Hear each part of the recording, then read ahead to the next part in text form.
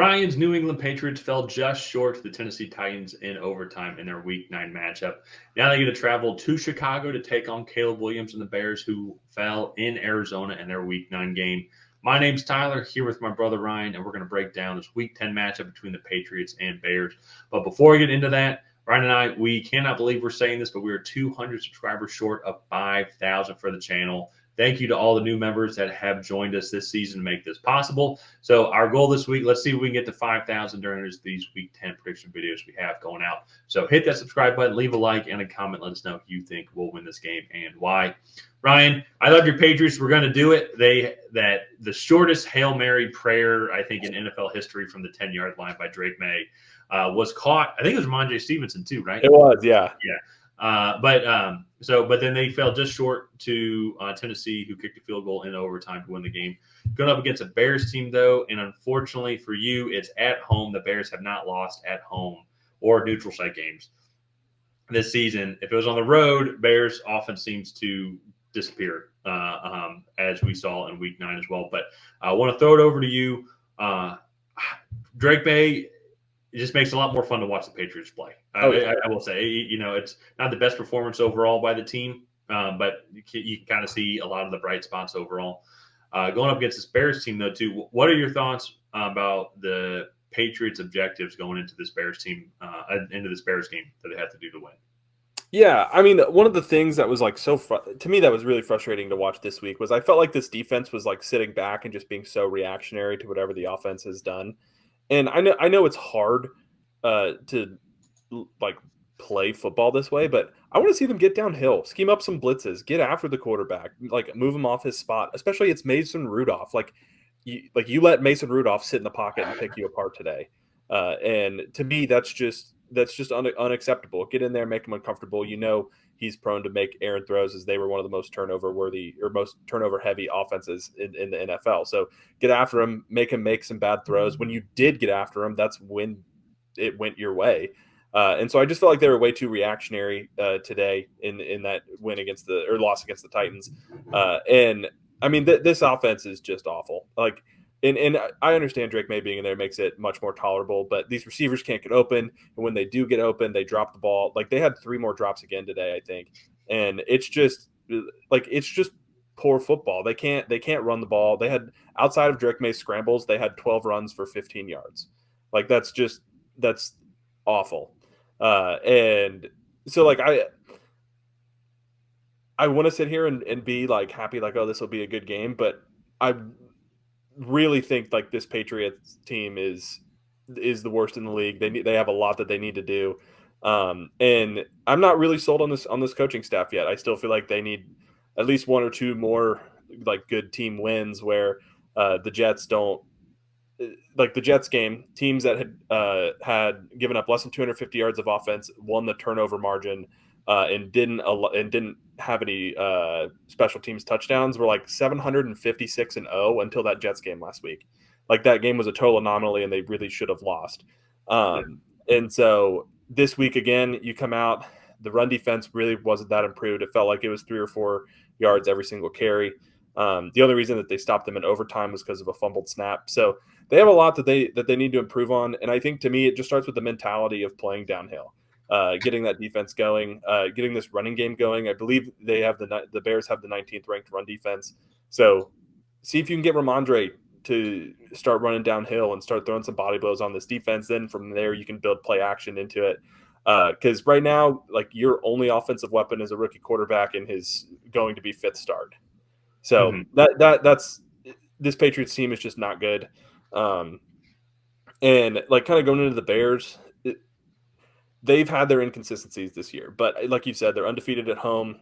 They do a good job of spreading the ball around to their weapons. Caleb Williams, you've kind of seen him improve each and every week. I know this was a little bit of a setback in his development this week against the Cardinals, but this is a good Cardinals team. They're actually leading their division currently, and I don't know. They have a good defense too. They get after the passer well, so I think this is a really tough matchup for the Patriots.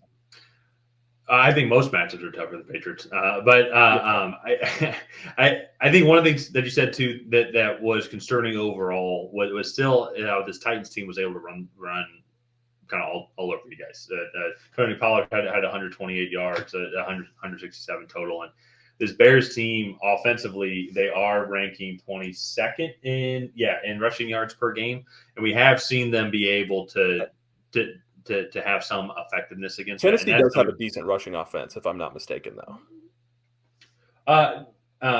They are, yeah. They're 13th overall. That's like the one thing on offense that they can do well. Yeah. And so, but it kind of, I was saying that more to your point. It's like, Mason Rudolph's the quarterback. They just traded DeAndre Hopkins. They don't have too much else in there. You want to put that extra guy in the box or what? Our game plan to try and stop the run, and yet you still run for 167 yards against them. And I agree with the point that you make, and kind of going into this game, it'd be if you want to make a quarterback uncomfortable, I think Caleb Williams can be the guy you can make uncomfortable. Is he's one of these rookie quarterbacks still kind of getting his sea legs, but at the same time, though, too, I think sometimes he can go and rely too much on his improvisation skills that he could lean on in college. And honestly, I agree with you where I think when this Bears offense has struggled, this has been like, yes, he can improvise, yes, and still make success, but it's not the same as what it is in college. And so I would love to see you guys get after it. And because honestly, too, you guys are probably going to lose the game anyways. So like, be aggressive, take some gambles, or whatnot. And at the same time as well, if you're had to put up a lot of points, though, Drake May is going to be the guy, like get him more reps, get him more opportunities. But on the flip side, though, too, bringing up those rushing stats as well, the Bears they're ranked 22nd overall in rushing offense. But they got stymied today against the Cardinals. But at home, we have seen them pick it up a little bit more against some of the they just at home just perform better, I think, when it comes to their rushing offense as well. So that's just going to be kind of overall concern. Offense seems to find itself when it comes when they play at home, and part of that too is having that rookie quarterback. Maybe it's more comfortable, a little more control of the offense. But we'll kind of have to wait and see. It's your New England team. It's interesting to kind of go and watch because it's actually win overall, or the loss today was huge for you guys because now you're one of 9 teams actually that has 2 losses on the season. So a lot of shuffling around. I think that's going to happen because I know you're already looking forward to the 2025 offseason, kind of who you think the Patriots should draft or whatnot. So it's like you want to see them play well, but at the same time, though, too, it's like victories, though, kind of take away from the end goal. So I will say last year, and also if you can't tell, we're both taking Chicago. I think the conversation around the game, I think, is kind of over. But both of these teams, do not listen to us for financial advice, but we are taking Chicago. Yeah. Last year I kind of embraced the tank, and I wanted them to lose to be in the top because it was an elite quarterback draft. I wanted them to be in contention to get one of those guys, and they got it. At this point, especially after kind of reviewing this class, I don't really care where we are. I don't necessarily know if I want the number 1 overall pick because I don't know if the top quarterbacks are going to be drafted that high. But I want them to win as many games as possible. I want them to develop a culture of winning behind Drake May, and so if they I want them to win as many games as possible. I don't necessarily want to keep embracing the tank each year to get the number 1 overall pick. No, so, I'm with you on that, and I don't really fully believe into that. I get, especially at this point of the season, maybe in late December, you're I can also see the argument of let's see what good talent we have, what depth talent we have, and play some of those guys. Yeah. And now that might lead to more losses, but there's a reason to it instead of just playing random practice squad guys. But no, I think right now, and also too, it's not like you guys are out of the playoffs, but it's not like you're officially out of the playoffs yet. So let's see what you got going week in, week out, and see how you guys do. And I personally don't even really care about the playoffs. I want this offense to start to show some continuity. This is going to sound really bad. I don't really care about continuity on the offensive line as long as they're keeping Drake May upright. At a certain point, just start holding guys because you can't give up 5 sacks a game for the rest of his rookie season. You're gonna break the kid. You're gonna Andrew Luck him. Yeah. And so this offensive line is going to be totally revamped this offseason. They have $120 million to spend. They have 10 or 11 draft picks already. They probably will get more at the trade deadline because I think that they will be sellers. So there's going to be a lot of moves I think that the Patriots are going to make to hopefully improve from this year to next year. And we'll just kind of have to wait and see what they are. But as far as Yeah. this game goes, I think Chicago just has them kind of beat everywhere. This offensive line, I don't think we even mentioned Darnell Wright is injured, and we'll have to monitor his status. But I think this offensive line can impose their will in the running game against us. I think this defensive line is much better than our offensive line. Like their corners are better than our receivers. Their receivers are better than our corners outside of Christian Gonzalez. Like they just win, I think, every matchup possible.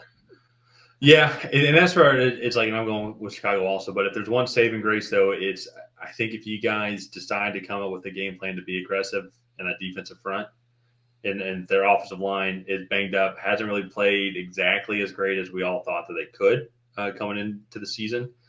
And I think if you can make Caleb Williams uncomfortable, there's going to be opportunities, I think, to maybe get some turnovers and have him make an errant throw or try to Yeah. extend the play. Because, and just like my one final stat, like we were talking about this a little bit, is Bears have given up 28 sacks on the season, 26 overall in that category. Some of that, though, I will say, is like Caleb Williams and his willingness to extend the play and improvise, and that's where I think some of those extra sacks come in. Yeah. It's not entirely, I feel, on the offensive line. Admittedly, though, they're not playing as great as we all thought that they could coming into the season, dealing with a little bit of injuries as well. But still going with Chicago, though. Sorry about that. No, it's okay. It's okay. I'm picking up too. So let's go ahead and wrap this one up here. We're both taking the Bears. If you guys have not already, please go ahead and like and subscribe. It is the best way to help out the channel. While you're down there, go ahead and leave a comment on who you think is going to come out ahead. Will it be the New England Patriots? Will it be the Chicago Bears? Other than that, we'll see you guys next time.